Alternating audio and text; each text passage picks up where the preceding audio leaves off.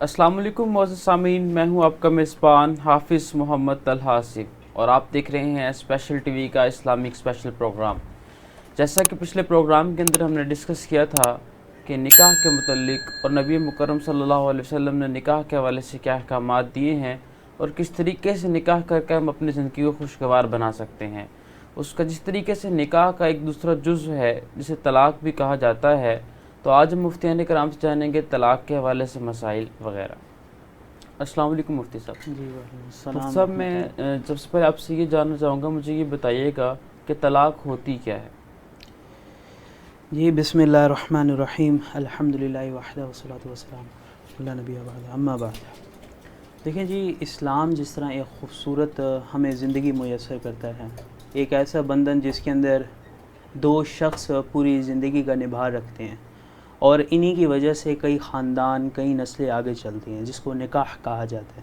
اور اسلام نے جس طرح نکاح کو خوبصورتی کے عمل میں لانے کی انسان کو تاکید کی اور شریعت میں اس کے جتنے احکامات ہیں، ویسے ہی اگر کسی بھی ایسی صورت میں نکاح کے بعد کئی وجوہات کی بنا پر میاں بیوی کے آپس میں نہیں بنتی، تو طلاق ایسا ذریعہ ہے شریعت میں کہ جس کے ذریعے میاں بیوی کی جدائی رکھی گئی ہے۔ تو شریعت نے جس طرح نکاح کو ایک عمل میں لانے کا طرز دیا ہے، ویسے ہی ایک طلاق بھی ہے جس میں میاں بیوی کے آپس میں جدائی ہو جاتی ہے۔ تو بقیہ مفتی نقیب اللہ صاحب اس کے بارے میں زیادہ بہتر بتائیں گے آپ کو انشاءاللہ۔ ٹھیک ہے۔ اچھا مفتی نقیب اللہ صاحب، مجھے یہ بتائیے گا کہ طلاق کی بیسیکلی ضرورت کیا ہے اور طلاق کا مطلب کیا ہے؟ بسم اللہ والصلاۃ والسلام علی رسول اللہ، اما بعد، فاعوذ باللہ من الشیطان الرجیم، بسم اللہ الرحمن الرحیم۔ اللہ رب العزت نے انسان کی ضروریات کے پیش نظر اسے ایک اہم اور مہم رشتہ جس کی بنیاد پر خاندانوں نے بننا تھا اور چلنا تھا، اس کو نکاح کی صورت میں رکھا۔ اس کے بعد اگر بسا اوقات ایسا ہو جاتا ہے کہ وہ بندھن نہیں چلتا یا وہ زیادہ دیر پا نہیں رہتا، تو اللہ رب العزت نے حدود اللہ کے بعد ایک راستہ رکھا ہے جسے جدائیگی کا راستہ کہا جاتا ہے۔ دیکھیں، ہر جگہ پر جہاں پہ دوستی اور رفاقت موجود ہے، وہاں پر جدائیگی بھی پائی جاتی ہے، یہ جزو لازم ہے اس کا۔ تو اسی طرح اگر نکاح کے بندھن میں میاں بیوی کا نبھاؤ نہیں ہوتا، تو اس صورت میں شریعت نے ان کے لیے ایک رستہ رکھا ہے، اس رستے کا نام طلاق ہے۔ یعنی وہ رشتہ ختم کرنے کا ایک ذریعہ ہے، جو ان میاں بیوی کے درمیان رشتہ ختم کرنے کا ایک ذریعہ ہے کہ اس کے ذریعے رشتہ ختم ہو جاتا ہے۔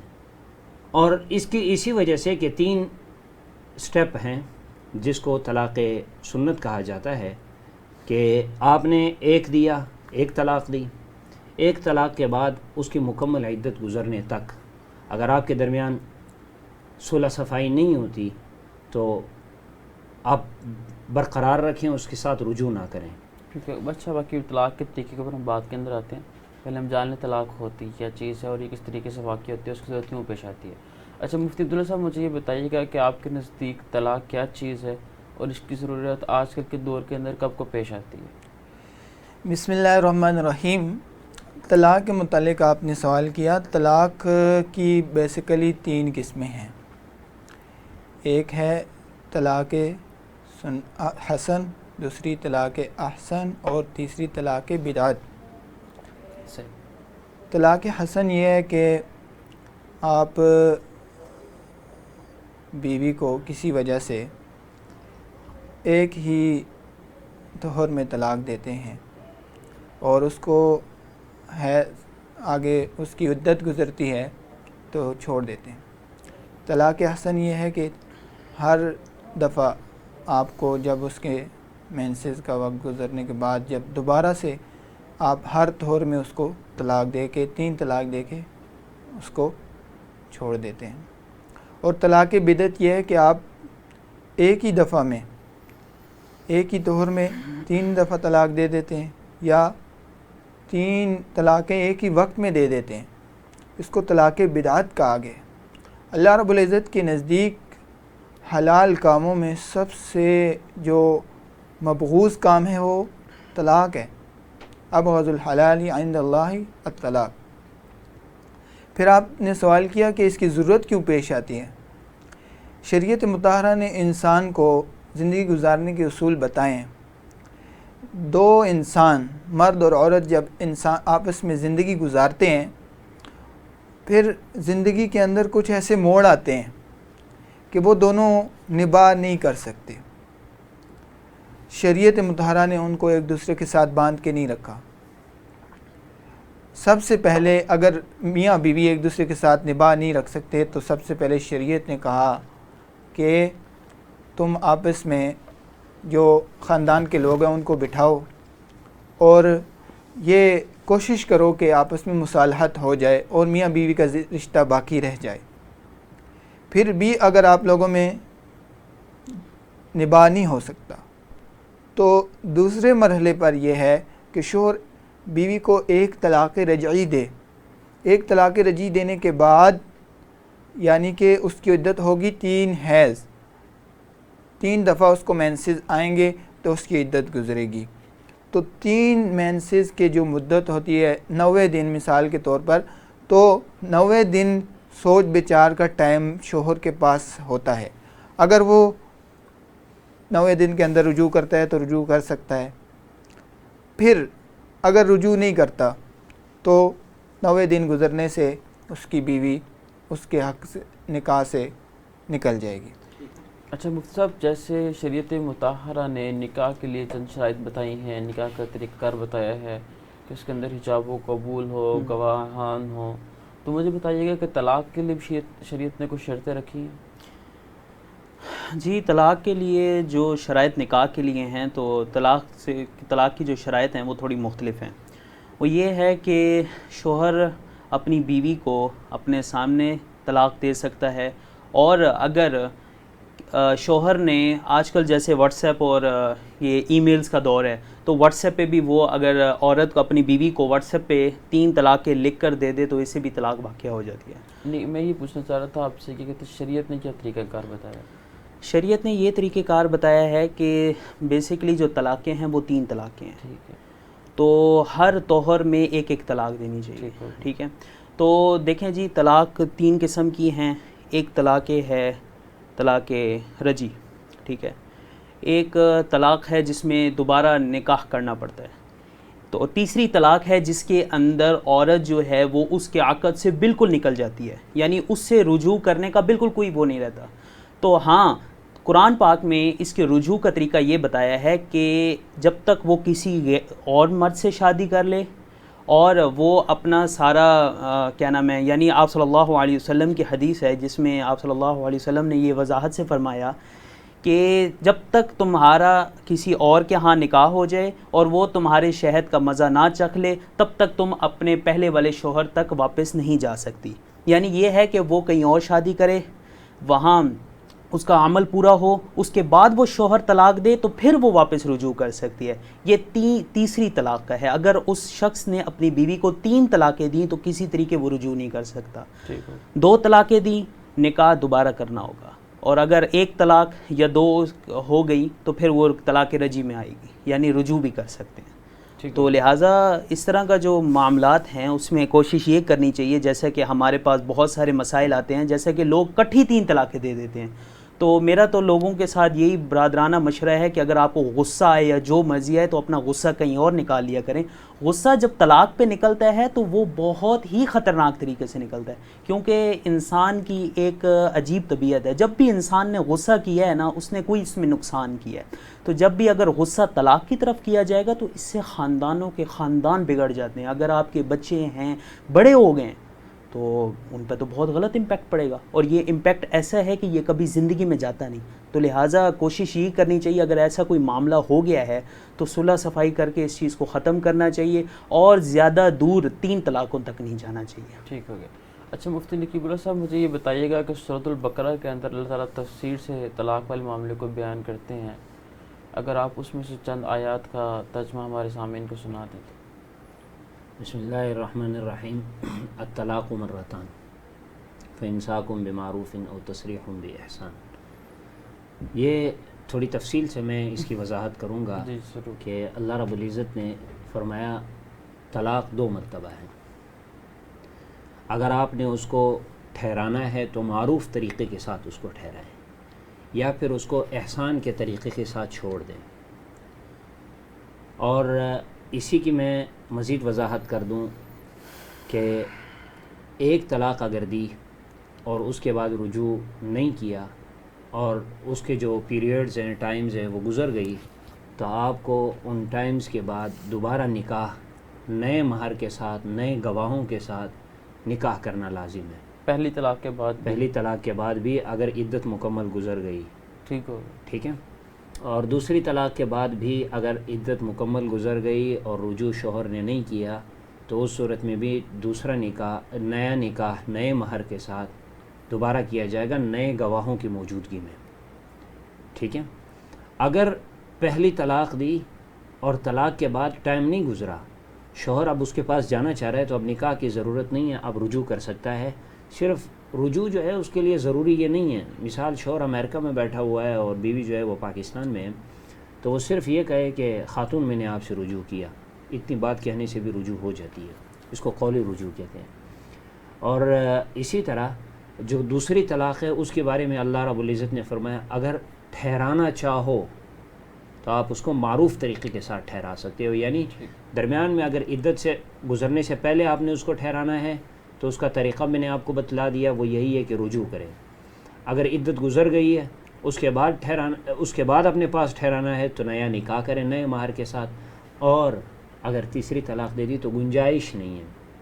اس کے لیے اللہ رب العزت نے پھر قرآن مجید میں فرمایا ہے حتیٰ تنکح زوجا غیرہ, یہاں تک کہ وہ دوسرے شوہر سے نکاح کر لے اور ان میں بھی نبھاؤ نہ ہو, وہاں سے طلاق ہو جائے تو اس صورت کے اندر یہ اس شوہر کے لیے پھر نکاح ہے. گویا یہ تو ایک نیا نکاح ہو گیا, وہ معاملہ تو مکمل ختم ہو گیا, یہ کہیں اور جا چکی ہے وہاں سے نکاح ہو چکا ہے تو یہ ایک الگ معاملہ ہو گیا, پھر یہ نکاح کر سکتے ہیں. یہ قرآن مجید کی یہ جو چند آیات ہیں اس کی میں نے آپ کو مختصر سا خلاصہ آپ کے سامنے رکھا ہے کہ طلاق کی 2 صورتیں اللہ رب العزت نے قرآن کریم میں بیان فرمائی اور اس کے بعد اللہ رب العزت نے وہ طریقہ بھی بتلا دیا کہ اگر کسی کو 3 طلاقیں ہو جاتی ہیں خاتون کو تو اس کے واپس آنے کا کیا طریقہ ہے. یعنی وہ دوسری جگہ نکاح کرے گی, اگر وہاں پہ نبھاؤ نہیں ہوتا انسان ہے کسی بھی طریقے سے ہو, وہ نبھاؤ نہیں ہوتا اور وہ واپس آ جاتی ہے, وہاں سے بھی طلاق ہو جاتی ہے تو پھر وہی شوہر کے ساتھ دوبارہ نکاح کر سکتی ہے. وہ ایک الگ پروسیس ہوگا اس کا. اچھا مفتی عبداللہ صاحب مجھے یہ بتائیے گا کہ اگر ایک آدمی ہے وہ پہلے ایک دفعہ طلاق دے چکا ہے, پھر اس کے بعد اس نے پھر رجوع کر لیا, اس کے 1 سال بعد اس نے پھر طلاق دی, پھر رجوع کر لیا, اور پھر طلاق دی, پھر رجوع کر لیا, تو کیا اگر وہ سال بعد بھی طلاق دے رہا ہے تو 3 طلاق واقعہ ہو جائیں گی یا وہ اکٹھی مطلب ایک ہی پیریڈ کے اندر دینی ہوتی ہے 3 طلاق, یعنی ایک کے بعد رجوع کیے بغیر؟ ایک آدمی اگر اس طرح طلاق دیتے ایک طلاق دینے کے بعد لازمی ہے کہ وہ عدت کے اندر رجوع کرے, اور طلاق بھی طلاق کے الفاظ سے ہو. ٹھیک ہوگا. اگر ایسے الفاظ سے طلاق دیتے ہیں جن کو شریعت میں طلاق الفاظ کنایہ کہتے ہیں تو ان سے رجوع کا طریقہ یہ نہیں ہے جو مفتیان کرام نے بیان فرمایا. ان کے لیے دوبارہ سے نکاح ہوگا. عدت کے اندر یہ مرد خود نکاح کر سکتا ہے, کوئی اور نہیں کر سکتا. لیکن اگر عدت گزر جاتی ہے تو عدت گزرنے کے بعد عورت کسی اور مرد سے بھی نکاح کر سکتی ہے. تو الفاظ کنایہ سے جو طلاق ہوتی ہے اس کے بعد نکاح ہوتا ہے, اس کے بعد رجوع نہیں ہوتا. اور دوسرا اگر طلاق کے الفاظ سے طلاق دیتا ہے تو جب رجوع کر لیا تو اس کے پاس 1 دی تو 2 کا حق باقی رہ گیا. اگر 2 اگلے سال کے اندر اس نے دوسری دے دی تو عدت کے اندر رجوع کیا تو اس کے پاس 1 حق باقی رہ گیا. پوری لائف میں صرف 3 دفعہ حق ہے؟ پوری لائف میں صرف 3 دفعہ. ٹھیک ہو گیا. یعنی کہ وہ یہ والا معاملہ نہیں ہے کہ اگر 1 دفعہ دے دی اور اس کے بعد پھر وہ ہو گیا تو دوبارہ پھر 3 کا حق مل گیا؟ نہیں ایسا کوئی نہیں, 3 کا حق دوبارہ نہیں ہے. دیکھیں جی, اصل میں جس طرح ایک نکاح حلال عمل ہے ویسے ہی طلاق بھی ایک حلال عمل ہے. جیسے ہماری سوسائٹی میں آج کل بہت سارے ایسے لوگ ہیں جو اس چیز سے ناواقف ہیں, وہ یہ سمجھتے ہیں کہ طلاق بھی ایک حرام عمل ہے. نہیں جی, طلاق جو ہے وہ بھی حلال عمل ہے, لیکن اللہ کے ہاں حلال چیزوں میں سب سے ناپسندیدہ جو چیز ہے نا وہ طلاق ہے. تو ہمیں اس چیز کا بھی تھوڑا کانسیپٹ اپنی سوسائٹی میں اجاگر کرنا چاہیے کہ جس طرح نکاح ایک حلال عمل ہے ویسے طلاق بھی ایک حلال عمل ہے. ہاں اللہ کے ہاں جو حلال چیزیں ہیں ان میں ناپسند ہے تو اس کا یہ مطلب نہیں ہے کہ وہ چیز حرام ہو جائے. ٹھیک ہو گیا. اچھا مفتی نقیب اللہ صاحب مجھے یہ بتائیے گا کہ کچھ لوگوں کے ہاں اگر ایک ہی مجلس کے اندر 3 طلاق دی جائے تو ایک تصور ہوتی ہے، اور کچھ لوگوں کے ہاں اگر ایک مجلس کے اندر 3 طلاق دے دی جائیں تو 3 تصور ہوتی ہیں. اس کے پیچھے کیا کنسیپٹ ہے اور قرآن و حدیث کے حوالے سے مجھے بتائیے گا کہ ہمیں اللہ تعالیٰ قرآن کے اندر کیا حکم فرماتے ہیں اس حوالے سے. یہ آپ نے بہت اہم سوال کیا جو کہ وقت حاضرہ کی ضرورت بھی ہے. یاد رکھیں کہ 3 طلاقوں کو 3 کہنا یہ موقف یہ تمام ائمہ کرام کا ہے، صحابہ کرام کا ہے، اور یہ متفق علیہ موقف ہے. رہ گئی اس بات کی کہ 3 طلاقیں اکٹھی کیا دی تو وہ ایک شمار ہوگی. یہ در حقیقت بات اس طرح ہے کہ جناب رسول اللہ صلی اللہ علیہ وسلم کے زمانے میں 1-2 واقعات ایسے پیش آئے تھے کہ انہوں نے نیت کا کہا تھا. کیا کہا تھا؟ نیت کا کہا تھا کہ میری نیت 1 دینے کی تھی.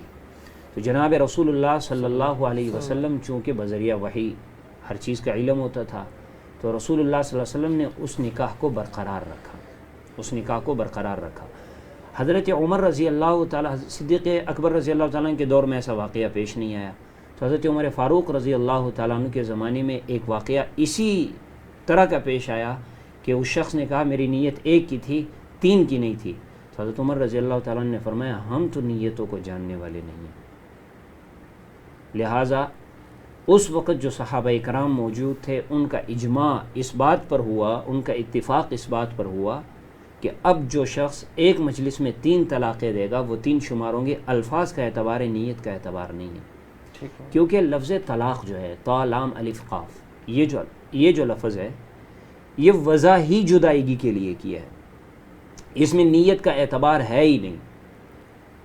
دیکھیں ایک حدیث مبارکہ ہے کہ ثلاث جدہن جدہن وہزلہن جدہن، 3 چیزیں ایسی ہیں جن کا مذاق بھی صحیح ہے اور صحیح بھی صحیح ہے. ان میں نکاح ہے. اگر آپ نے مذاق سے کیا دیا کہ مجھے قبول ہے اور لڑکی نے کہا میں آپ سے نکاح کرتی ہوں اور آپ نے کہا مجھے قبول ہے، نکاح ہو گیا، خواہ مذاق سے ہی کیوں نہ ہو. اور اسی طرح اگر کسی شخص نے اپنے غلام سے مذاق میں کہا جا میں نے تجھے آزاد کیا، وہ غلام آزاد ہو گیا ہے، یہاں پہ مذاق نہیں ہے. اور اسی طرح تیسری صورت یہ ہے کہ تیسری جو قسم تھی وہ طلاق کی ہے. اگر مذاق سے اس نے صرف میسیج پہ ٹیکسٹ لکھا کہ طلاق واقع ہو جائے گی، اس میں نیت کا اعتبار نہیں ہے، اس میں حقیقت حال کا اعتبار ہے کہ آپ نے دیے.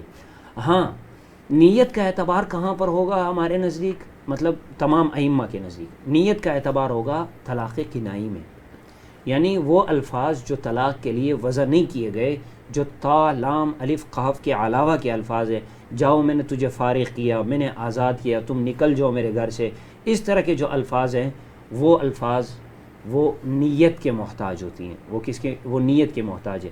لہٰذا کلام عرب کے اندر طلاق جو لفظ ہے وہ کسی معنی میں وضع نہیں کیا گیا، صرف اس معنی میں وضع کیا گیا ہے کہ وہ صرف جدائیگی کے معنی میں ہوتا ہے. لہذا یہاں نیت کا کوئی اعتبار نہیں. تو اس معنی کو دیکھتے ہوئے صحابہ کرام اور جمہور ائمہ کرام کا اس بات پر اتفاق ہوا کہ ایک مجلس میں 3 کہنے سے 3 واقع ہوں گے. اور کچھ لوگ جو کہہ رہے ہیں کہ 3 کہیں تو ایک ہی واقع ہوتی ہے، وہ حضرت عمر رضی اللہ تعالیٰ عنہ کی اس موقف اور اس اجماع اور ائمہ کی اس اجماع کے مخالف ہیں. ٹھیک ہو گیا.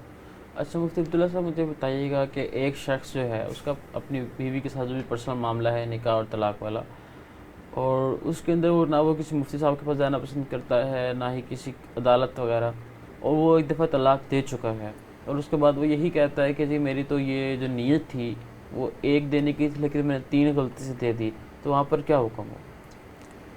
جیسے اس نے 3 دی ہیں تو 3 ہی واقع ہوں گی. نہیں اگر وہ کہتا ہے کہ نیت میری 1 کی تھی، میں نے کہا نا نیت کا اعتبار ہی نہیں ہے. وہ کہتا ہے مجھے کسی کی ضرورت نہیں، بلکہ میں کنفرم تھا اپنی طرف سے، مجھے دیکھیے جو یہ نیت کا فیصلہ بھی وہ خود کرنے والا ہے، وہ مطلب کسی مفتی وغیرہ کے پاس نہیں جا رہا کہ مفتی سے کہ مجھے نیت کا بھروسہ نہیں ہے.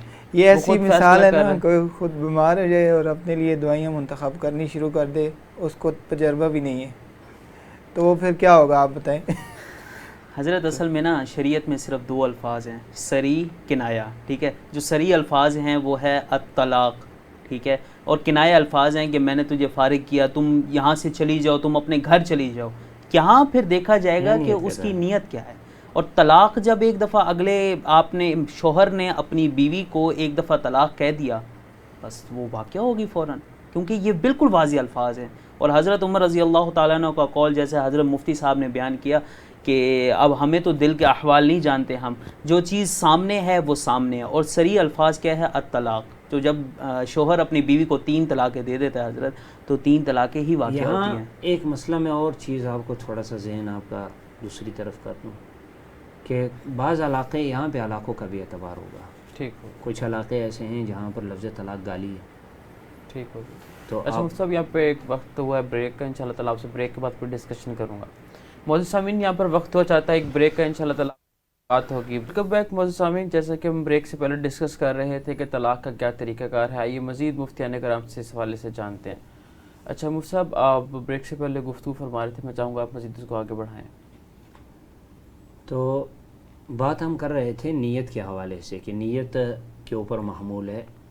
وہ طلاق کنائی ہوتی ہے کہ جو الفاظ طلاق کے لیے وضع نہیں کیے گئے، اگر ان الفاظ کے ساتھ طلاق دی جاتی ہے تو وہاں صرف نیت کا اعتبار ہوگا. اور جو الفاظ وضع کیے گئے ہیں طلاق کے لیے، صرف جدائیگی کے لیے، تو وہاں پر لازمی ہے کہ نیت کا اعتبار نہ ہو، بلکہ صرف حقیقت حال جو الفاظ بولے ہیں ان الفاظ کا اعتبار ہوگا، اس کے علاوہ نیت کا اعتبار وہاں پر نہیں ہوگا. اچھا مفتی عبداللہ صاحب، مجھے یہ بتائیے گا کہ کہتے ہیں طلاق دینے کے لیے کوئی گواہان کا ہونا ضروری ہے؟ نہیں، طلاق دینے کے لیے گواہان کی ہونا ضروری نہیں ہے، لیکن عدالتی کارروائی جو ہے اس میں آپ کو شاید ضرورت پڑ سکے. ٹھیک ہو گیا. اچھا مفتی صاحب، مجھے یہ بتائیے گا کہ اگر ایک شخص طلاق دے کے اور گواہ نہیں ہے اور بعد میں وہ مکر جاتا ہے اس چیز سے کہ میں نے طلاق نہیں، تو پھر اس کے لیے کیا حکم ہے شریعت کا؟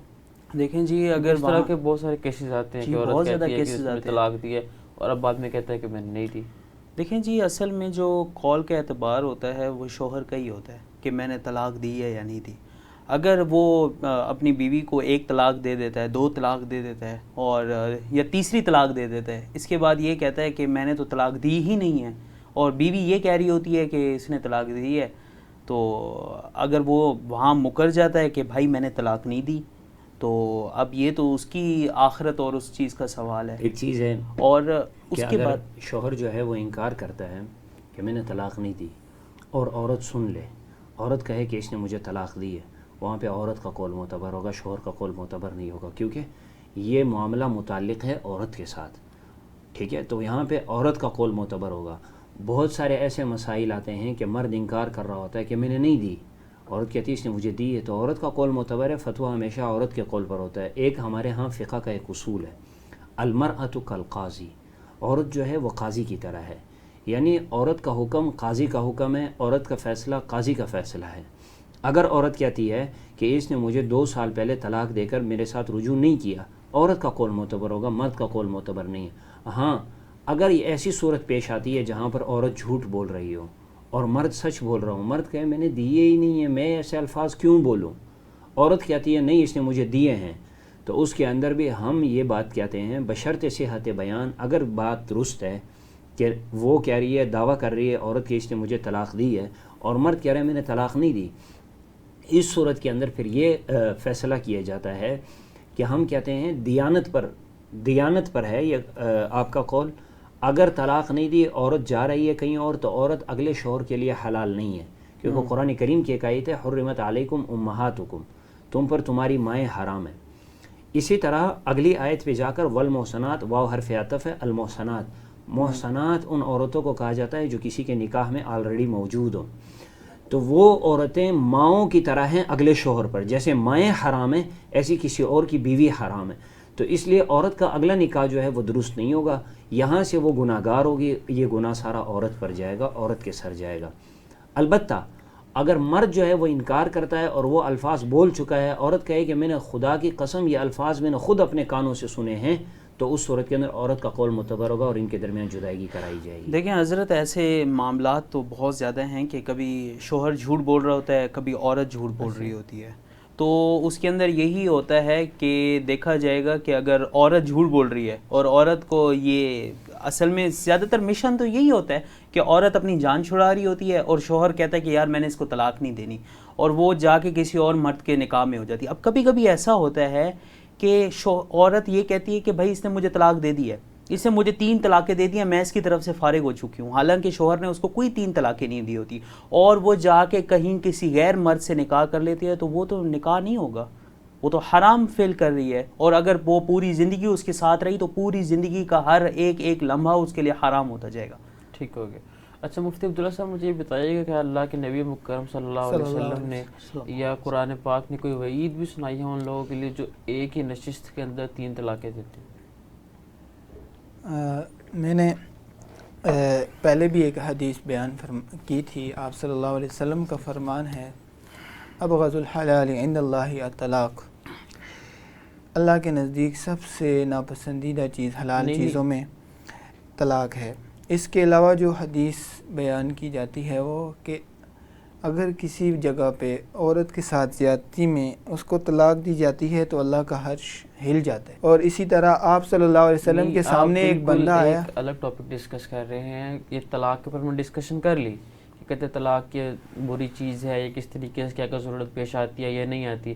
اب ایک جگہ پہ ضرورت پیش آ گئی، ہم ضرورت اور غیر ضرورت کی بات ہی نہیں کہہ رہے، وہاں پہ ضروری ہوگی طلاق دینا، تو کیا اس کے اندر شریعت کی کوئی سختی ہے کہ اگر کوئی مرد ایک ہی دفعہ کے اندر 3 طلاقیں دے دے؟ یہ شریعت کے لیے نارمل چیز ہے، کیونکہ قرآن پاک نے تو 3 نشستیں بتائی ہیں نا طلاق دینے کے لیے. اگر کوئی مرد، جیسے ہمارے یہاں زیادہ تر کیسز اس طرح کے ہوتے ہیں کہ آپ لگا لیں کہ 95% لوگ ایک ہی دفعہ غصے کے اندر آ کے تینوں کی تینوں طلاقیں ایک ہی دفعہ دے جاتے ہیں. تو اس حوالے سے شریعت کیا ان کے اوپر کوئی سختی لاگو کرتی ہے؟ اس کے بارے میں جو روایات آتی ہیں نا، ان میں یہ ہے کہ آپ صلی اللہ علیہ وسلم کے سامنے اس طرح کا ایک واقعہ بیان کیا گیا تو آپ صلی اللہ علیہ وسلم غصے اور ناراضگی کی وجہ سے آپ صلی اللہ علیہ وسلم کا چہرہ مبارک سرخ ہو گیا.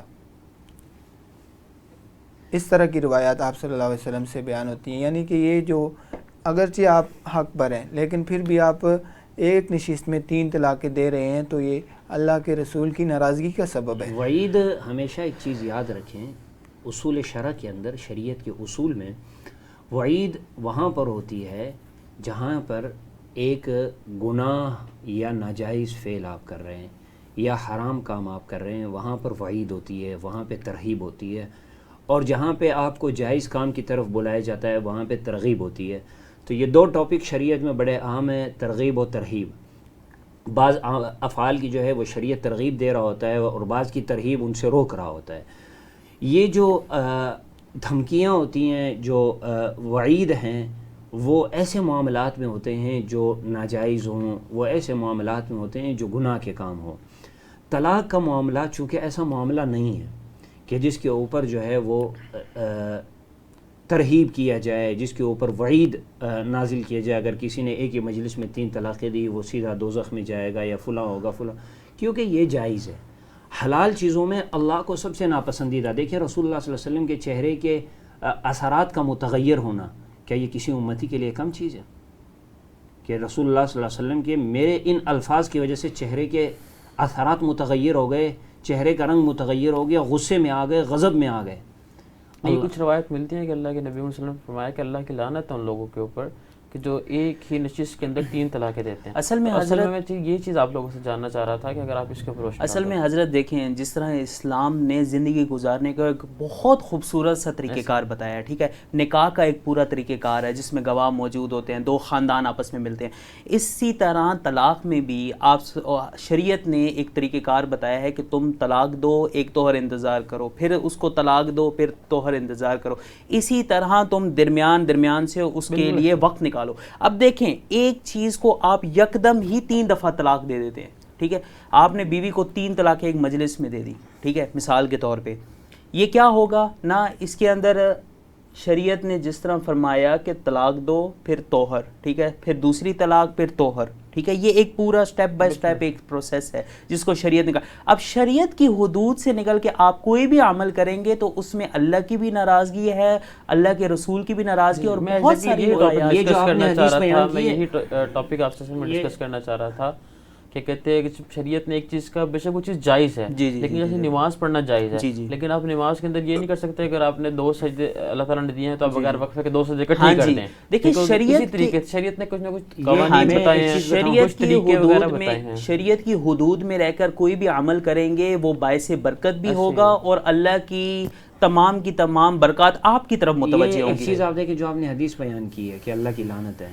جس نے 3 طلاقیں اکٹھی دی, یہ حدیث میرے ذہن میں آ رہی ہے. یہ کچھ یوں ہے کہ اس شخص نے 100 طلاقیں دی تھی, اس شخص نے 100 طلاقیں دی تھی, تو اس کے اوپر الفاظ کچھ یوں ہیں کہ رسول اللہ صلی اللہ علیہ وسلم نے فرمایا, میں کوئی اور حدیث ڈسکس کر رہا تھا آپ سے کہ یہی لعنت والی حدیث جو ہے یہ آپ سے میں بیان کروں کہ وہ 100 آپ صلی اللہ تھی. علیہ وسلم نے فرمایا تھا کہ جس بندے نے 3 سے زیادہ طلاقیں دی تھیں اس کے متعلق فرمایا تھا کہ اللہ کی حدود سے آگے نکل گئے, اس نے شریعت کے ساتھ استہزاء کیا. جو آپ حدیث بیان کر رہے ہیں وہ اور ہے, جس کی میں آپ کی طرف اشارہ کر رہا تھا وہ حدیث اور ہے.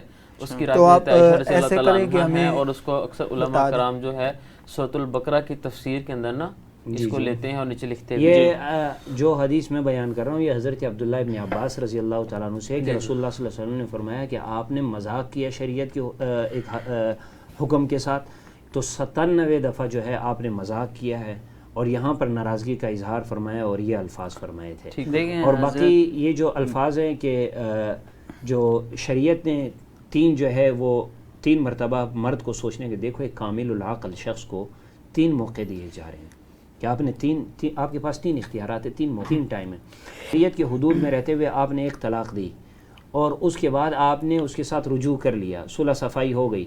گویا ایک ٹائم آپ کو مل رہا ہے مل کر بیٹھنے کا, سوچنے کا, آئندہ کے لائحہ عمل طے کرنے کا آپ کو ایک ٹائم مل رہا ہے, وہ شریعت آپ کو دے رہی ہے. مزید بھی ہم نے کچھ سوالوں کو ڈسکس کرنا ہے تو میں اس لیے چاہوں گا ہم جلدی آگے بڑھیں. جی اچھا مفتی عبداللہ صاحب مجھے یہ بتائیے گا, کیا کہتے ہیں ایک شخص جو اپنی بیوی کو صرف دھمکی دیتا ہو, میں تمہیں طلاق دے دوں گا, تمہیں طلاق دے دوں گا, اگر تم نے یہ نہ کیا تو ایسے ویسے, تو کیا اس سے بھی طلاق ہو جاتی ہے یا کوئی اثر پڑتا ہے یا نہیں؟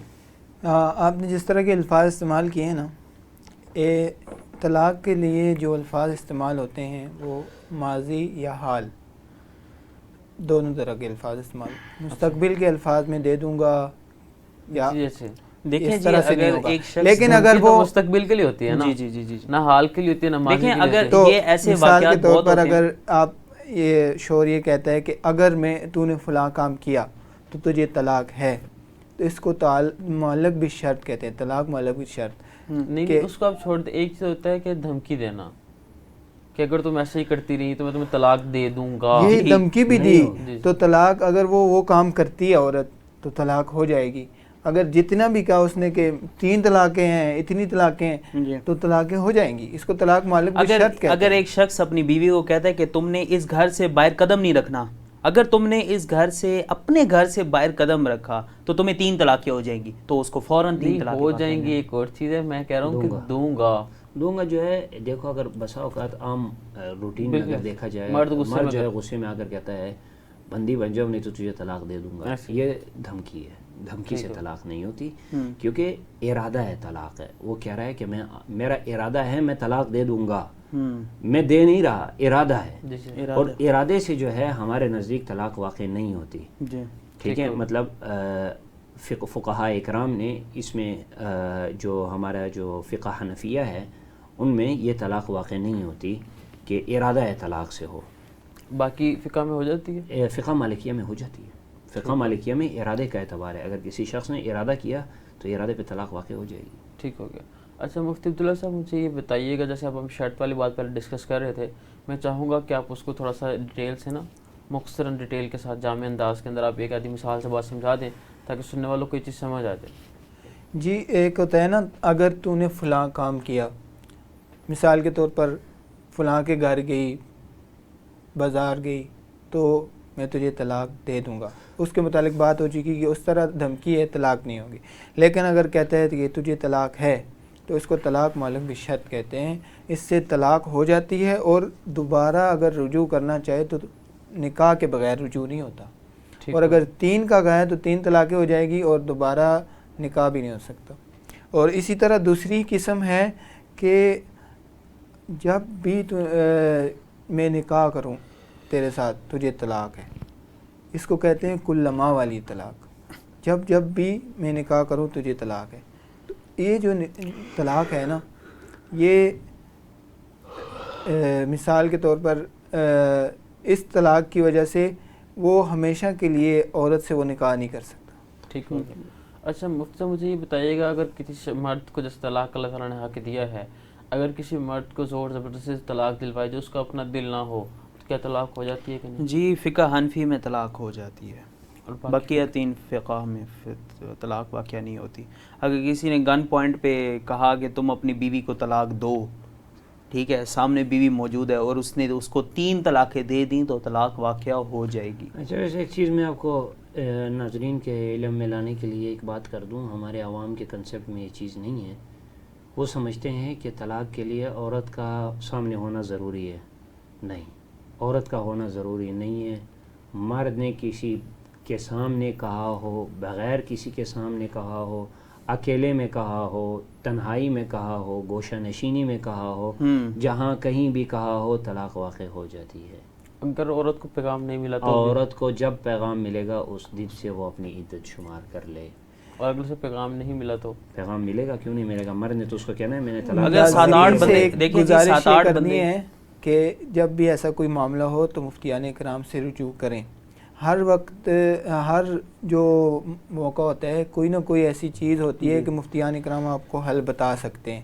لیکن اگر ایک دفعہ آپ نے فائر کر کے ختم کر دیا معاملہ تو اس کے بعد مفتیان کرام کو مورد الزام ٹھہرانا کہ انہوں نے ہمیں کوئی حل نہیں بتایا، تو یہ آپ لوگوں کی اپنی جو ہے نا بیوقوفی کا دیکھیں. جیسے مفتی صاحب نے کہا کہ میسج سے طلاق ہو جاتی ہے. اگر ایک شخص نے پچھلے زمانے کے اندر خط پر اپنی بیگم کو طلاق لکھی اور وہ خط درمیان میں کہیں گم ہو گیا یا عورت کے گھر والوں کو ملا، اس نے عورت کو پہنچایا ہی نہیں، تو کیا عورت کو طلاق ہوگی کہ نہیں؟ جب تک عورت تک پیغام نہیں جائے گا جی طلاق واقع نہیں ہوگی جی. اگر عورت تک پیغام آ گیا بھائی کے ذریعے، والدہ کے ذریعے یا کسی کے ذریعے، اگر کسی نے نہیں بتایا پھر طلاق. خط بھی نہیں اس کو ملا یا جیسے کسی نے ڈاکیے نے گم کر دیا. یہ دیکھیں خط کی 2 صورتیں ہیں. ایک ہے ڈاکیے نے گم کر دیا، ایک ہے خود گم کر دیا. ٹھیک ہو گیا. ان دونوں میں بہت فرق ہے. اگر آپ خط کو خود گم کریں گے طلاق واقع تو ہوگی، اس کو پتہ ہے کہ اس میں میرا طلاق. اچھا واٹس ایپ پہ کسی نے طلاق دی دور حاضر کے اندر، ٹھیک ہو گیا، اور انہیں دنوں واٹس ایپ کی اپڈیٹ آئی ہوئی تھی اور وہ میسیج نہیں پہنچ سکے عورت تک، تو طلاق ہوگی. اپڈیٹ کے بعد جب وہ سین میسیج کرے گا تو وہ جب بھی اپڈیٹ کے بعد اگر میسیج کو ریسیو نہیں کوئی ایرر آ گیا، کچھ بھی ہو گیا، نہیں پھر ریسیو نہیں ہوئے، پھر نہیں تو ہوگی. طلاق نہیں ہوگی. دیکھیں جی میرے وہ خیال سے سامنے طلاق ہو جائے گی اگر وہ طلاق اگر اس دے نے دیتے. دیا ہے. نہیں، اگر اس نے الفاظ نہیں بولے، صرف لکھ کے دیا ہے. اگر صرف لکھا حضرت جب تک اس کے سامنے وہ چیز نہیں آئے گی کہ تمہارے جدائی کا پروانہ آ چکا ہے، اب میرے ہاتھ میں ٹکٹ ہی نہیں آتی. ایک اور کام ہو، اب دیکھیں شوہر نے میسج کیا میں نے تجھے طلاق دی، ٹھیک ہے، وہ واٹس ایپ نہیں کیا، وہاں ایک ٹک آیا، 2 آیا ہی نہیں ہے، بلو نہیں آیا، اس تو اس نے وہیں سے کال کر لی. اس نے کہا میں آپ کو ایک طلاق دے چکا ہوں، طلاق ہو گئی. نہیں وہ تو ایک آپ بات کرنا، پیغام پہنچ گیا. ہم یہ کہہ رہے ہیں کہ اس نے طلاق مطلب اگر زبان سے کہا تو پیغام کا ملنا بھی ضروری نہیں ہے. ٹھیک ہو. اور اگر صرف پیغام لکھا ہے اس وقت اس نے ویسے ہی مذاق میں لکھا ہے، جب تک پیغام اس کو موصول نہیں ہوگا تب تک طلاق واقع نہیں ہوگی. جی ٹھیک ہو گیا. اچھا مفتی عبداللہ صاحب مجھے بتائیے کہ خلا کیا ہوتی ہے اور اس کی ضرورت کیوں پیش آتی ہے؟ ہاں جی، شریعت مطالعہ نے عورت کے لیے جب اگر شوہر اس کو طلاق نہ دے رہا ہو یا شوہر غائب ہے، کہیں مل نہیں رہا، تو ان 2 صورتوں میں شریعت مطہرہ نے اس کے لیے ایک راستہ رکھا ہے خلا کا. جب شوہر اس کو طلاق وہ عورت اس کے ساتھ نہیں رہنا چاہتی تو خلا کا مقصد یہ ہے کہ عورت شوہر کو کچھ پیسوں پر، کچھ چیزوں پر راضی کر لے کہ یہ تو رکھ لے اور میری جان چھوڑ. مرد کا راضی ہونا لازمی ہے. دیکھیں جی خلا کا جو سب سے پہلا جو کیس ہے نا، وہ آپ صلی اللہ علیہ وسلم کے جب دور میں آیا تو سب سے پہلا یہ کیس تھا کہ ثابت بن قیس اور ان کی اہلیہ آپ صلی اللہ علیہ وسلم کے پاس تشریف فرما ہوئی اور انہوں نے عرض کیا کہ یا رسول اللہ اب میرا ان کے ساتھ نبھا نہیں ہو رہا. تو آپ صلی اللہ علیہ وسلم نے ان سے عرض کیا کیا وہ آپ کو طلاق نہیں دینا چاہ رہے؟ کہہ رہے نہیں، وہ مجھے طلاق نہیں دینا چاہ رہے. تو آپ صلی اللہ علیہ وسلم نے فرمایا کہ انہوں نے حق مہر میں آپ کو جو ایک باغ فدیہ میں دیا تھا، بہت عالیشان باغ تھا، کیا آپ وہ ان کو واپس کر دیں اور بدلے میں وہ آپ کو خلا پہ رضامند ہو جائے، تو ایسا ہو سکتا ہے؟ تو انہوں نے کہا جی. تو اس پر آپ صلی اللہ علیہ وسلم نے جو ان کو حق مہر میں دیا گیا باغ تھا وہ لوٹا دیا ان کو واپس، اور اس کے بدلے میں ان کی یہ خلا واقع ہو. یہ پہلا وہ خلا کا کیس تھا جو آپ صلی اللہ علیہ وسلم کے پاس آیا کہ جب میاں بیوی میں نباہ نہ ہو رہا ہو اور شوہر ماننے کو بھی تیار نہ ہو، تو شریعت نے ایک طریقہ کار رکھا ہے کہ میاں بیوی کوشش کریں کہ میاں بیوی آپس میں رضامند ہو کے چند عوض، چند پیسوں کے بدلے آپس میں خلا معاہدہ میں کر لیں. پھر بھی کیا مرد کا راضی ہونا ضروری ہے؟ جی، مرد کا راضی یہ ہونا اس کا ضروری ہے. رکن لازم ہے، جس طرح یہ نکاح کے رکن اندر لازمی ہے. جس طرح نکاح کے اندر ایجاب و قبول ہے، اسی اچھا، طرح مفتی صاحب لاسٹ کوشچن ہے، اور کیونکہ یہ دور حاضر کا بڑا اہم کوشچن ہے، جی میں چاہوں گا کہ آپ اس کے اوپر روشنی ڈالیں، اس کے بعد ہم اپنے پروگرام کو وائنڈ اپ کرتے ہیں. جی جی مجھے یہ بتائیے گا کیا عدالتی خلا واقع ہو جاتا ہے؟ جی، یہ آپ نے بہت اہم سوال کیا ہے جو دور حاضر کے حوالے سے ہے. عدالتی خلے میں تفصیل ہے. ٹھیک ہو گیا. عدالتی خلے میں تفصیل ہے. ایک یہ ہے کہ خاتون خود جاتی ہے شوہر کو خبر دیے بغیر، شوہر کے ساتھ لڑائی ہوئی یا کوئی تو میں ہو گئی، وہ فوراً چلی گئی عدالت میں حاضر ہوئی اور اس نے جا کے وکیل کو کہا کہ میری خلا کروا دو. وکیل نے اپنی طرف سے کیس بنایا، اس پر فیصلہ ہو گیا، کوئی نوٹس شوہر کے پاس نہیں آیا، تو یہ خلا واقع نہیں ہوگی شرعاً. اچھا عدالت نے بے شک نوٹس جاری کر دیے ہیں اس کے طلاق حضرت کے. سب سے جو بہت خطرناک ساری چیزیں ایسی ہوتی ہیں کہ جج خود طلاق لکھ کے دے دیتے ہیں کہ تمہاری طلاق واقع ہو گئی، مرد بھی چاہے وہاں کھڑا ہے، دونوں ہیں، لیکن کیس ہونے کے بعد جج نے لکھ کے دے دیا کہ تمہاری خلا ہوگی، لیکن مرد نے اس کو نہیں طلاق دی، تو کیا طلاق ہوگی؟ خلا یہ ہوگی نہیں اس میں ریزن دیکھیں گے، ٹھیک اس نے کس ریزن کی بنیاد پر خلا دائر کیا ہے. اگر خلا، ایسی مثال دے رہا ہوں، وہ شوہر موجود ہے، وہ کہہ رہا ہے کہ شوہر نے مجھے خرچہ نہیں دیا، شوہر اپنا دفاع بھی نہیں کر رہا، خاموش کھڑا، اس کا مطلب یہ شوہر خرچہ نہیں دے رہا. اس صورت کے اندر قاضی کو جدائیگی کا اختیار حاصل ہے. البتہ یہ ہے کہ اگر شوہر وہاں پہ اپنا دفاع کر رہا ہے، وہ کہہ رہا ہے بھائی میں خرچہ دے رہا ہوں، میں اس کا خیال رکھ رہا ہوں، یہ خود سے آئی ہے عدالت، تو اس صورت کے اندر شوہر کی اگر قول عدالت نہ مانے تو یہ خلا بھی واقع دیکھیں نہیں جی. ہوگی. عدالتی خلا کے بارے میں اکثر جو علماء کرام کا جو موقف آج کل رائے چل رہا ہے کہ عدالتی خلا کو وہ بالکل ہی حرام اور سب کچھ قرار دیتے ہیں، کہ یہ غلیظ ترین عمل ہو رہا ہے. وہ یہ ہوتا ہے کہ سب نباہ بہت اچھا چل رہا ہوتا ہے. جی میں بس مختصر سے آپ کو بتاؤں گا. نباہ بہت اچھا چل رہا ہے، لیکن عورت جان بوجھ کے اپنی شوہر کی رضامندی کے بغیر عدالت میں پہنچ جاتی ہے، اور عدالت کو یعنی پیسے اور وکیل کو پتہ نہیں کیا کچھ کرا کے نا بس جج صاحب آگے اس کے سامنے اس کو شوہر سے علیحدہ کر دیتے ہیں، حالانکہ شوہر کو علم بھی نہیں ہوتا. یہ عورت اگر آگے کسی مرد کے ساتھ نکاح کر لے تو وہ نکاح بالکل منعقد ہی نہیں ہوتا اور بلکہ حرام عمل ہے. بہت شکریہ، بہت شکریہ، بہت شکریہ مفتیان اکرام، آپ لوگوں نے اپنے قیمتی وقت میں سے ٹائم نکالا اور آپ لوگ یہاں پہ تشریف لے کے آئے. سامعین، یہاں پر ہم ڈسکس کر رہے تھے طلاق کے حوالے سے، اور آپ نے جانا کہ کس طریقے سے کن کن وجوہات کی بنا پر طلاق دی جا سکتی ہے اور کس طریقے سے دی جا سکتی ہے، اور طلاق کے اندر اگر ہم کس طریقے سے اپنی مداخلت کریں تو اللہ کی لعنت ہوگی ان لوگوں کے اوپر جو اپنا طریقہ کار ایجاد کریں گے. تو امید ہے کہ آج کا پروگرام آپ کے لیے کافی مفید ثابت ہوا ہوگا. تب تک اپنے اگلے پروگرام تک مجھے اجازت دیجیے، انشاءاللہ تعالیٰ آپ سے ملاقات ہوگی اگلے کسی پروگرام کے اندر. والسلام.